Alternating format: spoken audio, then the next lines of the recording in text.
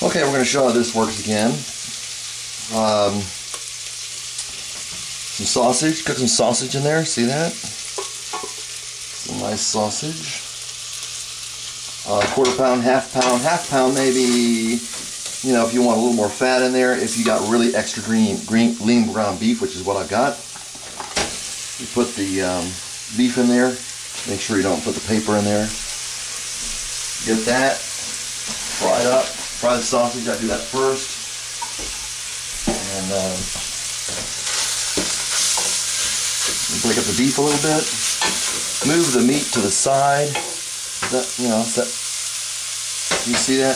Move the meat to the side. Some Tuscan spaghetti sauce, meat sauce, sausage, and beef. Take your vegetables, put them in there. The hole you made for the meat.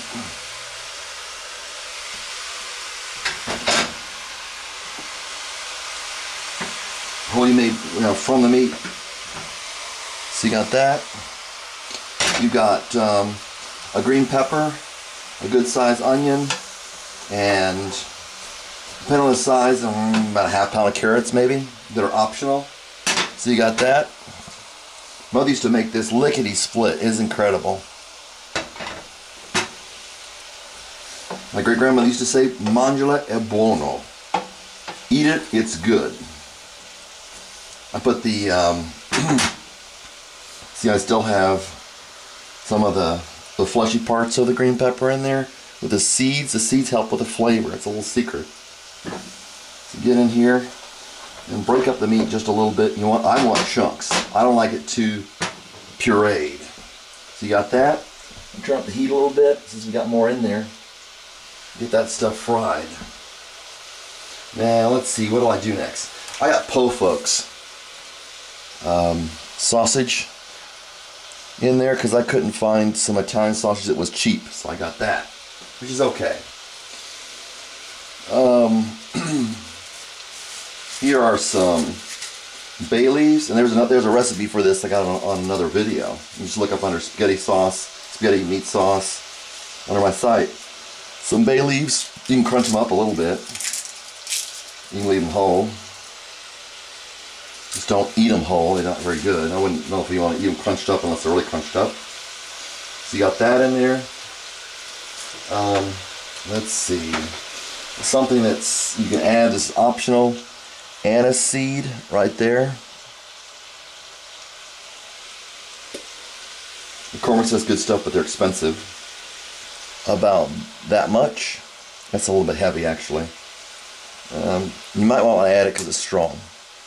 Anise seed, that stuff crunched up a little bit maybe.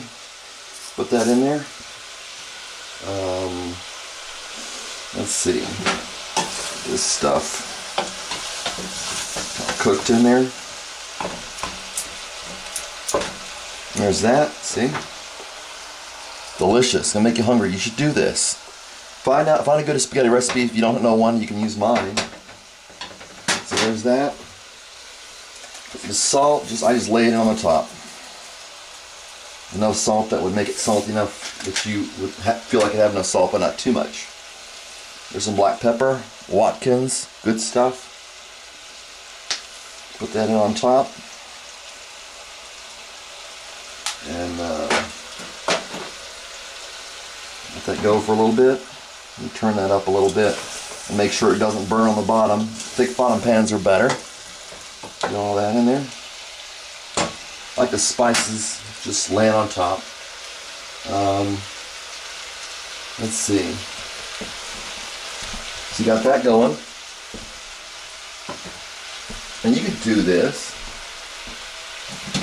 Not that hard.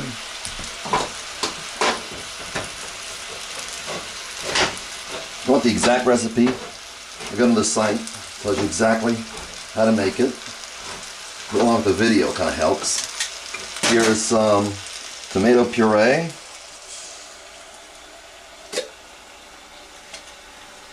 Scoop that stuff in there. You can make it quickly, you can stew it for a little while.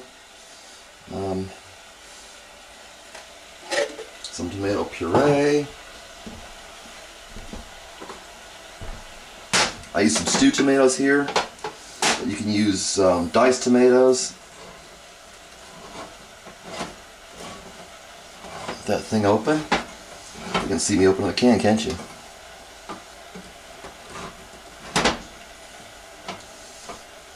Get the spaghetti stuff, or the tomato stuff on you, looks like you committed murder. And, oops, I lost the top there. Plop that in there.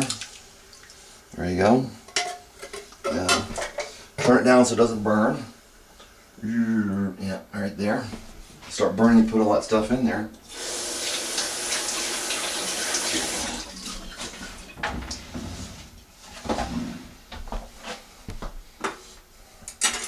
Get this is speedy spaghetti sauce here. That meat will cook in the heat a little bit. The sausages will cook really well, which is good.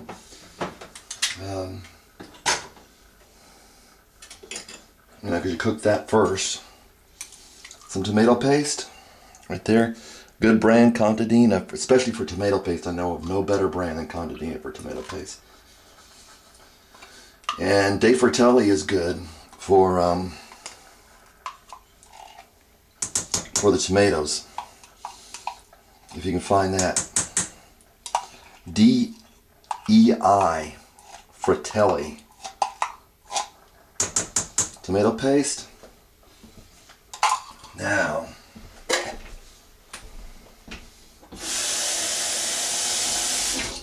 about a quarter cup of water, maybe a little more, on top, just like that.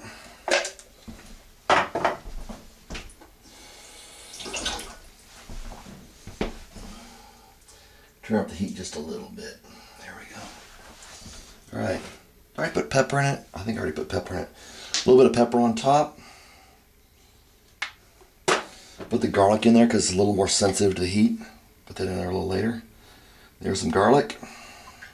But it's hard to go wrong with the garlic. It's hard to go wrong with the oregano. With the pepper, you can overdo it. With the garlic and stuff, it's hard to really overdo it with the garlic. And then, well, I mean, you can obviously. Some people think it's horrible to put too much garlic in there. Get like that, and put some fresh oregano. Not that much, about that size. That size right there. Fill it up with fresh oregano, or put in about 2 tablespoons of dried oregano. Make sure you don't put in too little oregano. We got the bay leaf, we've got the oregano, we've got the salt, we've got the pepper, we've got the bay leaves, we've got the garlic, tomato paste, 2 types of tomatoes. Put in a little bit of dried, just because I want to, of dried oregano. Usually it's best to probably do one or the other, but I thought I'd kick it up a little bit and make sure there's enough tomato, everything, there's enough oregano in there. So you got that. And I thought I'd make a, see if I can get that down in there. Don't overcook the fresh oregano. You'll kill it. Dried oregano is a little bit more flexible. So you got that. And I thought I'd put in some parsley. So this is Italian parsley. See the flat leaf right there? Right there, flat leaf. Isn't that interesting? Just to make it a little bit different. My mother didn't, I don't know if my mother ever put in flat leaf parsley. My great-grandmother may have. Nonna used to make this, my great-grandmother. We called her Nonna, which means grandmother. Nonna. Gotta stress the N. And so make this and just cook your pasta according to the directions, and you got something really nice. I grew this parsley myself. I grew the oregano myself. They'll grow indoors just fine. And I think it's enough pepper. Maybe pretty much. More or less enough salt. I could put it on the top. Make sure the garlic's in there. And there you go. And you can stew it for a while. I wouldn't cover it.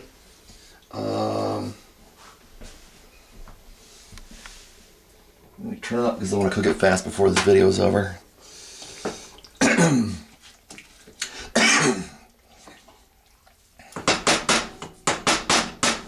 there it is. And a little bit thick. I don't know why it's looking thick.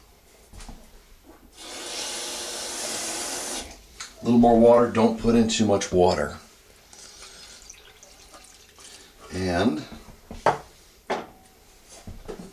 it's about ready now.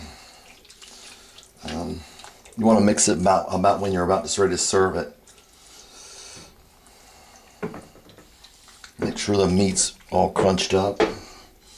And I think the meat needs a little more crunched up, but you get something like that. Make it, it's delicious.